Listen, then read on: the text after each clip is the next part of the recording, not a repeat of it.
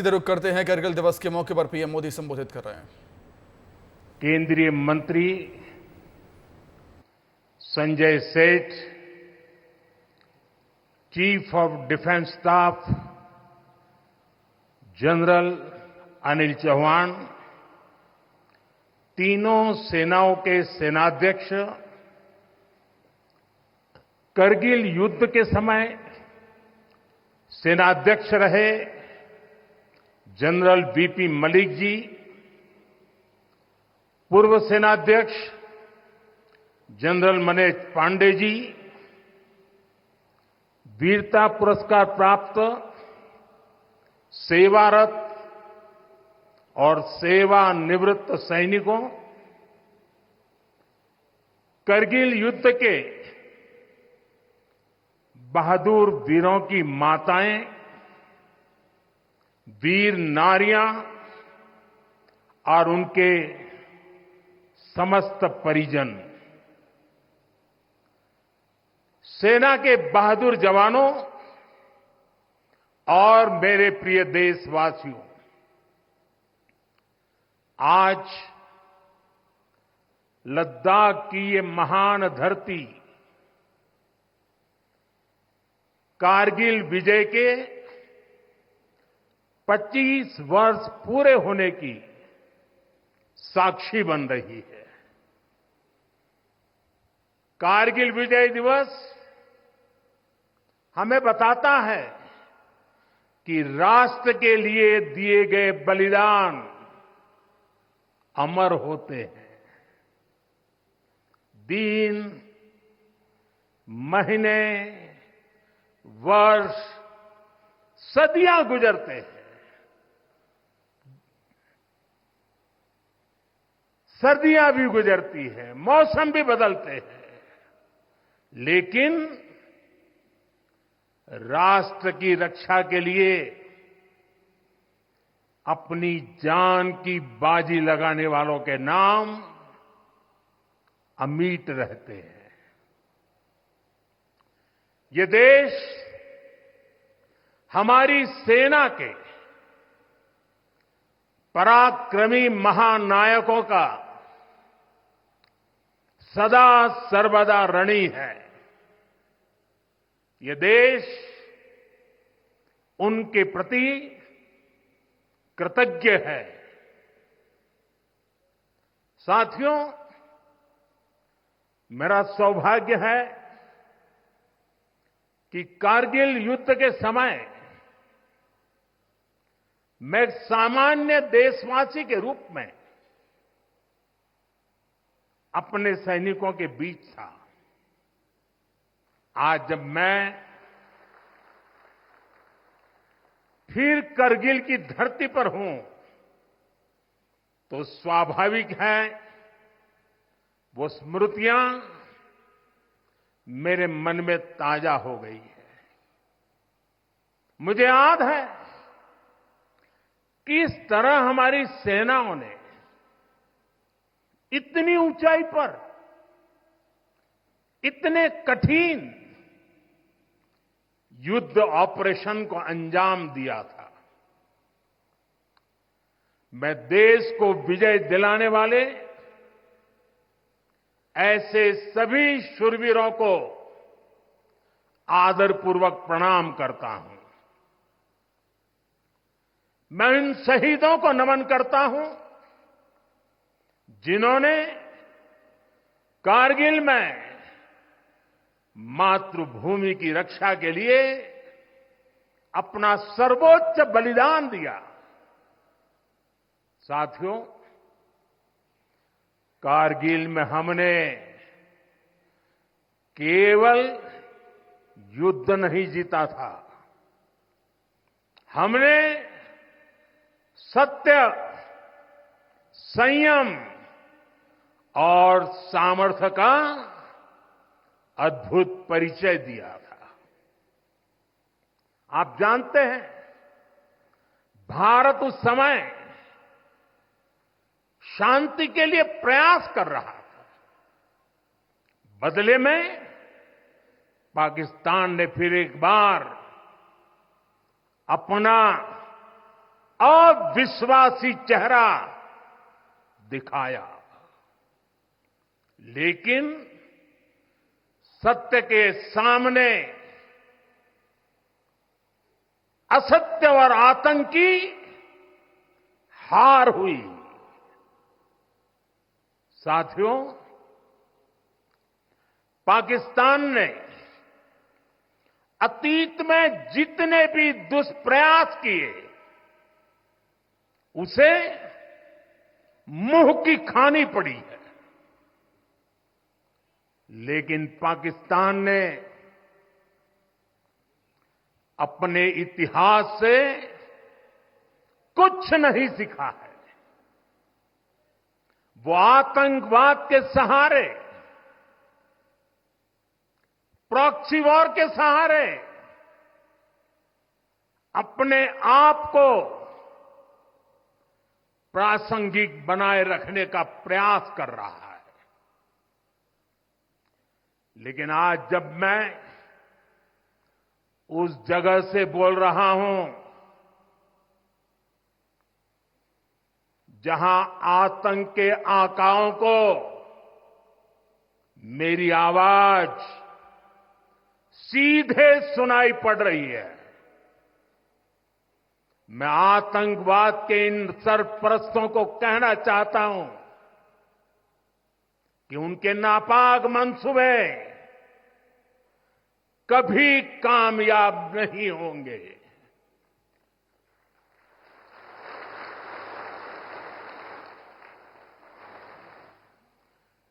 आतंकवाद को हमारे जाबाज पूरी ताकत से कुचलेंगे। दुश्मन को मुंहतोड़ जवाब दिया जाएगा। साथियों, लद्दाख हो या फिर जम्मू कश्मीर, विकास के सामने आ रही हर चुनौती को भारत परास्त करके ही रहेगा।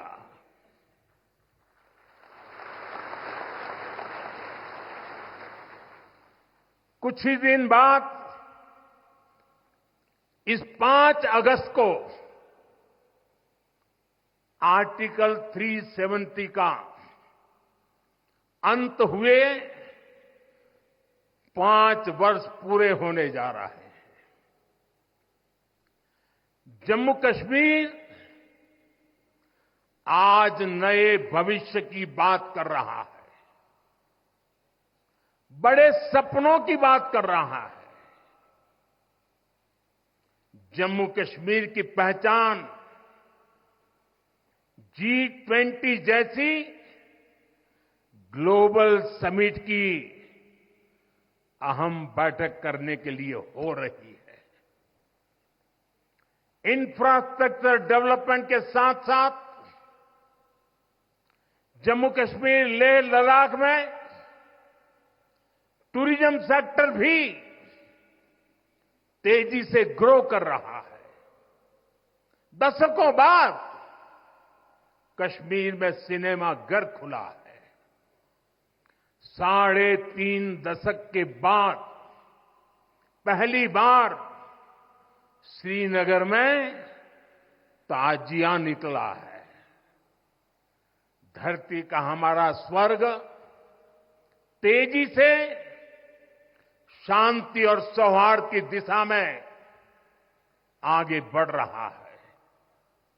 साथियों, आज लद्दाख में भी विकास की नई धारा बनी है। सिंकुल्ला टनल, इसके निर्माण का काम शुरू हुआ है।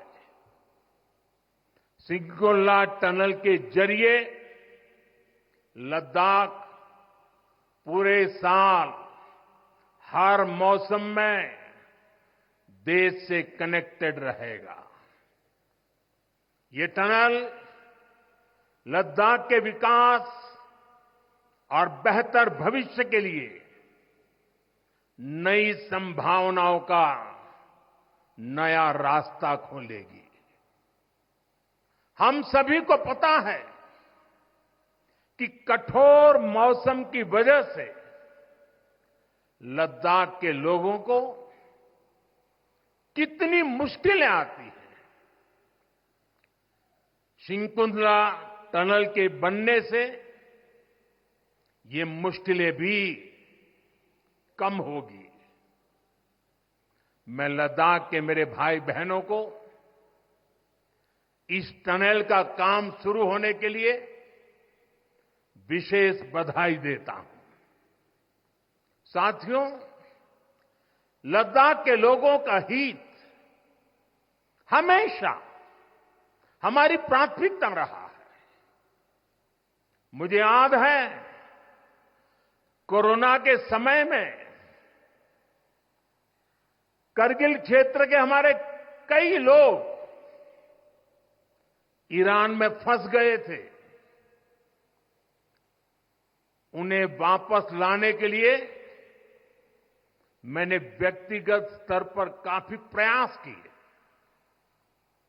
ईरान से लाकर उन्हें जैसलमेर में ठहराया गया था और जब स्वास्थ्य की दृष्टि से पूरी तरह संतोषजनक रिपोर्ट मिले, उसके बाद उन सबको उनके घर तक यहां पहुंचाया था। हमें संतोष है कि हम अनेकों जिंदगियों को बचा पाए। यहां के लोगों की सुविधाएं बढ़े, ईज ऑफ लिविंग बढ़े, इसके लिए भारत सरकार निरंतर प्रयास कर रही है। बीते 5 वर्षों में ही हमने लद्दाख के बजट को 1100 करोड़ से बढ़ाकर 6000 करोड़ रुपये कर दिया है। यानी करीब करीब 6 गुना की वृद्धि। ये पैसा आज लद्दाख के लोगों के विकास में, यहां सुविधाएं बढ़ाने में काम आ रहा है। आप देखिए, सड़क, बिजली, पानी, शिक्षा, पावर सप्लाई, रोजगार, लद्दाख में हर दिशा में दृश्य भी बदल रहा है, परिदृश्य भी बदल रहा है।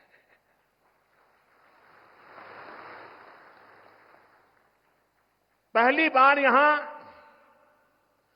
होलिस्टिक प्लानिंग के साथ काम हो रहा है। जल जीवन मिशन की वजह से अब लद्दाख के 90% से ज्यादा घरों में पाइप से पीने का पानी पहुंच रहा है। लद्दाख के युवाओं को क्वालिटी हायर एजुकेशन मिले, इसके लिए यहां सिंधु सेंट्रल यूनिवर्सिटी का निर्माण हो रहा है। पूरे लद्दाख क्षेत्र को 4G नेटवर्क से जोड़ने का काम भी चल रहा है। 13 किलोमीटर लंबी जोजिला टनल का काम भी जारी है। इसके वजन बनने से नेशनल हाईवे नंबर 1 पर भी ऑल वेदर कनेक्टिविटी हो जाएगी। साथियों, हमने देश के सीमावर्ती क्षेत्रों में विकास के असाधारण लक्ष्य तय किए हैं। चैलेंजिंग टास्क को अपने हाथों में लिया है। बॉर्डर रोड ऑर्गेनाइजेशन बीआरओ ने ऐसे लक्ष्यों को पूरा करने के लिए अभूतपूर्व गति से काम किया है। बीआरओ ने पिछले 3 साल में ही 330 से ज्यादा इंफ्रास्ट्रक्चर प्रोजेक्ट पूरे किए हैं। इसमें लद्दाख के विकास कार्यों से लेकर पूर्वोत्तर में सेला टनल जैसे प्रोजेक्ट भी शामिल है। मुश्किल टेरेन्स में विकास की एक गति नए भारत की क्षमता और दिशा दोनों दिखाते हैं। साथियों, आज की वैश्विक परिस्थितियां पहले से अलग है। इसलिए हमारी सेनाओं को हथियारों और उपकरणों के साथ साथ कार्यशैली और व्यवस्थाओं में भी आधुनिक होना चाहिए। इसलिए देश दशकों से डिफेंस सेक्टर में बड़े रिफॉर्म्स की जरूरत महसूस करता रहा था। सेना स्वयं वर्षों से इसकी मांग कर रही थी, लेकिन दुर्भाग्य से पहले इसे उतना महत्व नहीं दिया गया। बीते 10 वर्षों में हमने डिफेंस रिफॉर्म्स को रक्षा क्षेत्र की पहली प्राथमिकता बनाया है। इन रिफॉर्म्स के कारण आज हमारी सेनाएं ज्यादा सक्षम हुई हैं, आत्मनिर्भर हो रही है। आज डिफेंस प्रोक्योरमेंट में बड़ी हिस्सेदारी भारतीय डिफेंस इंडस्ट्री को दी जा रही है। डिफेंस में रिसर्च एंड डेवलपमेंट बजट का भी 25% प्राइवेट सेक्टर के लिए रिजर्व किया गया है। ऐसे ही प्रयासों का परिणाम है कि भारत का डिफेंस प्रोडक्शन अब 1.25 लाख करोड़ रुपए से ज्यादा हो चुका है। कभी भारत की गिनती हथियार मंगाने वाले देश के रूप में भी थी। अब भारत एक्सपोर्टर के तौर पर अपनी पहचान बना रहा है।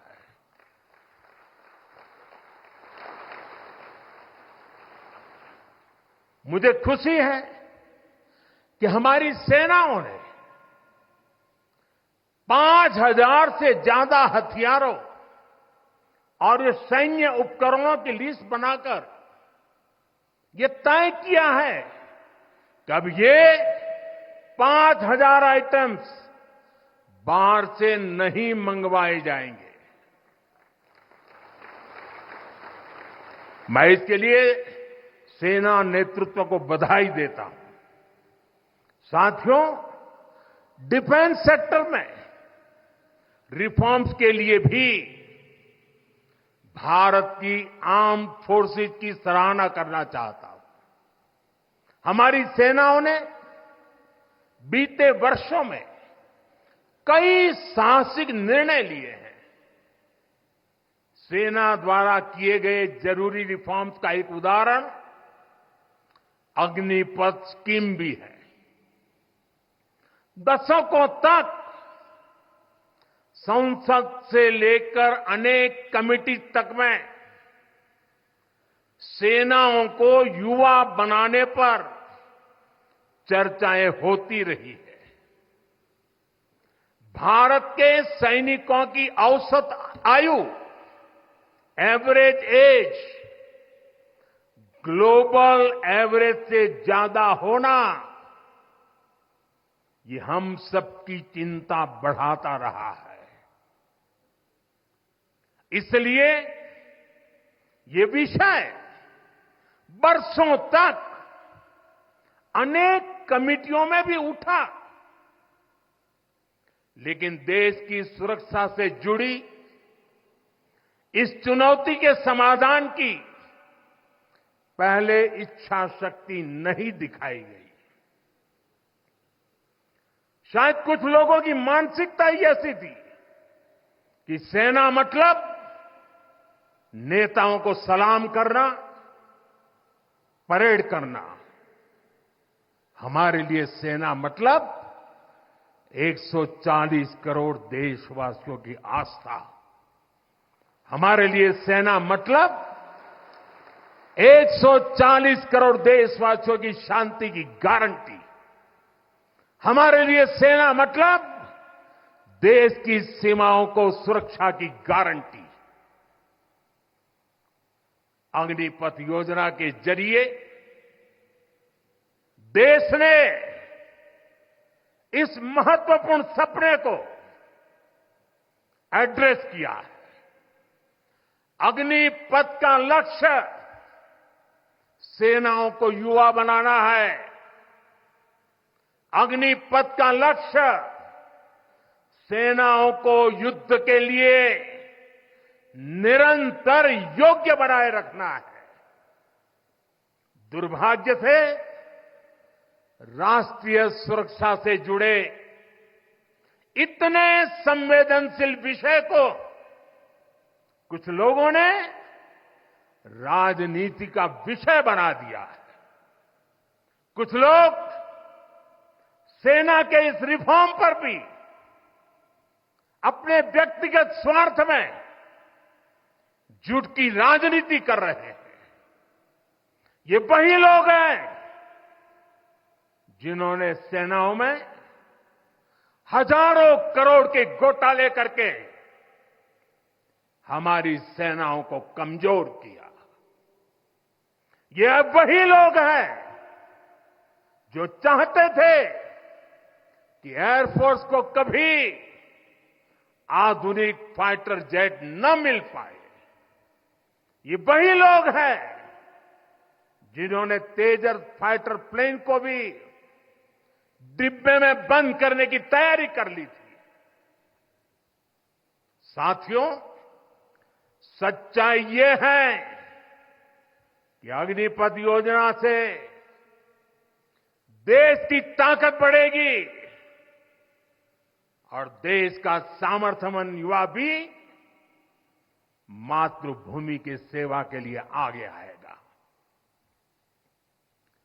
प्राइवेट सेक्टर और पैरामिलिट्री फोर्सेस में भी अग्निवीरों को प्राथमिकता देने की घोषणाएं की है। मैं तो हैरान हूं, कुछ लोगों की समझ को क्या हुआ है, उनकी सोच को क्या हो चुका है। ऐसा भ्रम फैला रहे हैं कि सरकार पेंशन के पैसे बचाने के लिए ये योजना लेकर आई है। मैं जरा ऐसे लोगों की सोच से शर्म आती है, लेकिन मैं ऐसे लोगों से पूछना चाहता हूं, जरा कोई मुझे बताए, आज मोदी के शासनकाल में जो भर्ती होगा, क्या आज ही उसको पेंशन देना है क्या?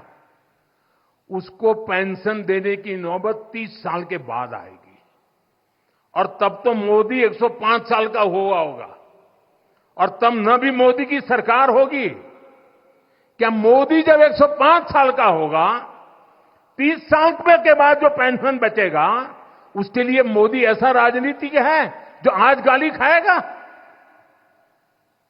क्या तर्क दे रहे हैं?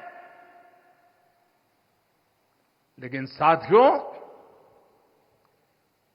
मेरे लिए दल नहीं, देश सर्वोपरि है।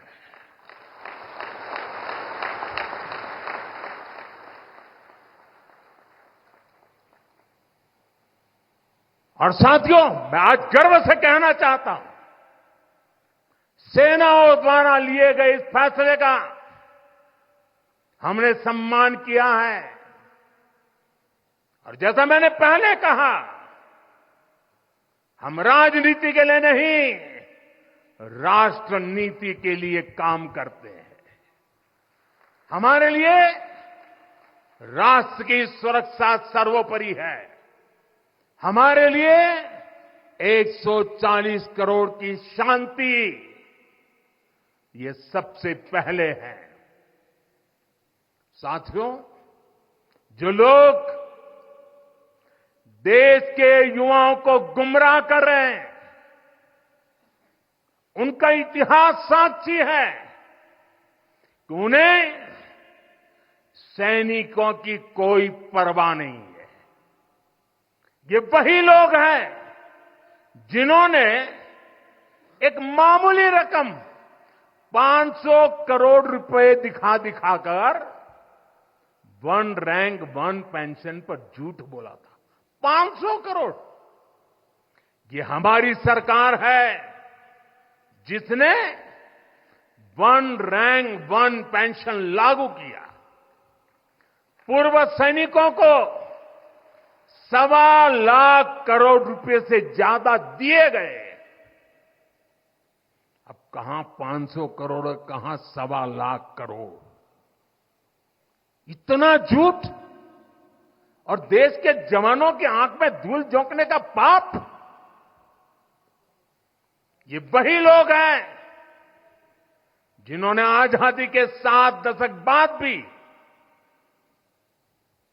सेना की मांग होने के बावजूद भी, देश के वीर सैनिकों के परिवारों की मांग होने के बाद भी हमारे शहीदों के लिए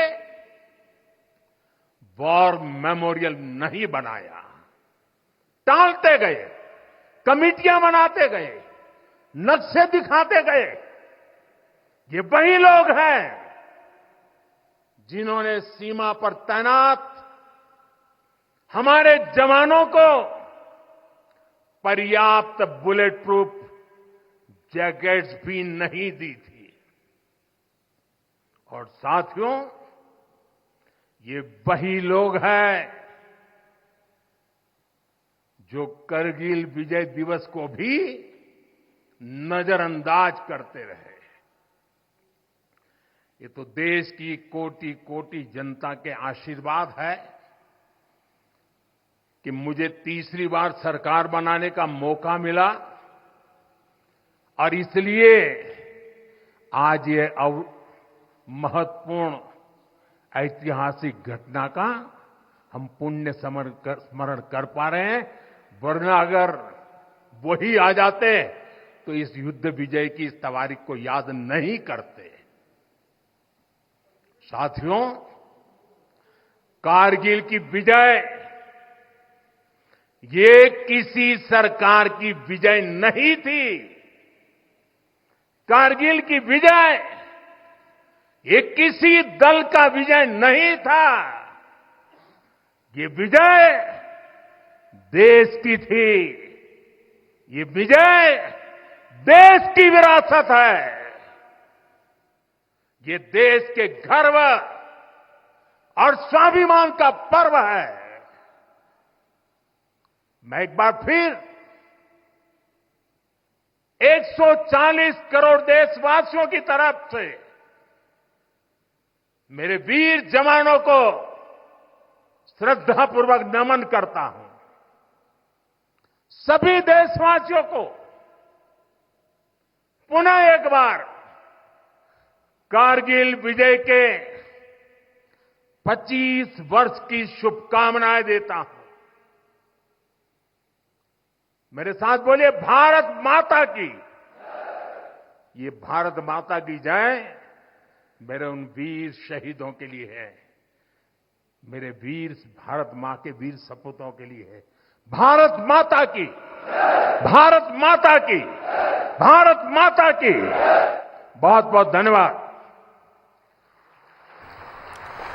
तो प्रधानमंत्री मोदी करगिल दिवस के मौके पर जवानों के बीच द्रास यहां पर पहुंचे हुए हैं और यहाँ पर संबोधित किया।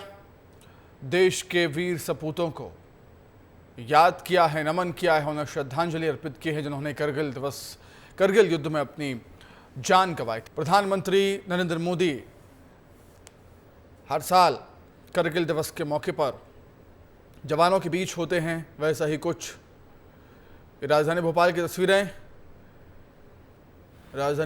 तस्वीरें आप देख रहे हैं। शौर्य स्मारक की तस्वीरें हैं। राजधानी भोपाल से शौर्य स्मारक की तस्वीरें, जहां पर वीर सपूतों को, शहीदों को नमन यहां पर किया जा रहा है, श्रद्धांजलि उनको अर्पित की जा रही है। और राजधानी भोपाल के शौर्य स्मारक की तस्वीरें।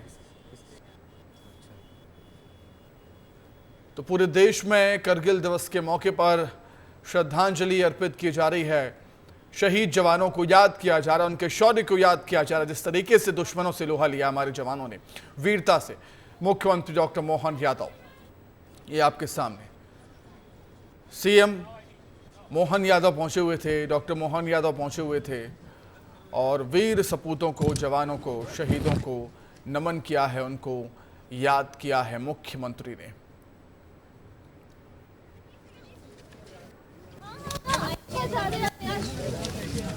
सर 2 मिनट जरा माइक लग जाने दीजिए सर। 1 मिनट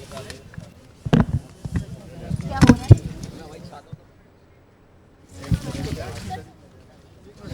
वो आईडी पकड़ लेना जरा, कौन है आगे? भैया ये आईडी पकड़ लेना, भैया आईडी पकड़ लेना। दुर्गम चढ़ाई के बीच भी अपनी जीवटता के साथ न केवल देश की सीमा की रक्षा की, बल्कि ये युद्ध का सबसे बड़ा इतिहास बना है। इतनी हाइट पे दुश्मन हो और दुश्मन के तमाम चुनौतियों के बीच न केवल हम अपनी वापस टाइगर हिल्स पर झंडा फहराते हैं, बल्कि विजय की गाथा लिखते हैं। ऐसे अप्रतिम बलिदान के, योगदान के, सेना के साहस के एक अद्वितीय युद्ध में जीत का भारत का नया इतिहास बना है। मैं 25 साल हो गए, ये बहुत कठिन युद्ध था। इसमें से कई हमारे लोगों ने अपने प्राणों की आहुतियाँ दी है। कई लोगों के जीवन में ये बहुत कष्टकारी, जिनके परिवार से कोई गया उनकी आत्मा जानती है। लेकिन भारत के इतिहास के लिए बहुत गौरवान्वित करने वाला भारतीय सेना के साथ हम सब के लिए गर्व का क्षण है, जब हम न केवल भारत दुनिया के सामने अपनी सीमाओं को पुनर्स्थापित करने के लिए, जीत का डंका बजाने के लिए और एक गौरवशाली इतिहास लिखने के लिए आगे बढ़ा था। मैं ऐसे सभी अमर शहीदों को विनम्र श्रद्धांजलि भी अर्पित करता हूं और सेना को बधाई देता हूं। देश उनके साथ खड़ा है। जब भी चुनौती आएगी, सेना हमारी सब तरह से समर्थशाली है। वो हर कठिन परिस्थिति में विजय का डंका बजाती है। बहुत बहुत बधाई। मुख्यमंत्री डॉक्टर मोहन यादव, मध्य प्रदेश के मुख्यमंत्री ने शहीद जवानों को नमन किया है, उनकी वीरता को, शौर्य को याद किया है। करगिल युद्ध, जिसे ऑपरेशन विजय के नाम से भी जाना जाता है, भारत और पाकिस्तान के बीच मई और जुलाई 1999 के बीच कश्मीर के करगिल जिले में हुए सशस्त्र संघर्ष का नाम है, युद्ध का नाम है।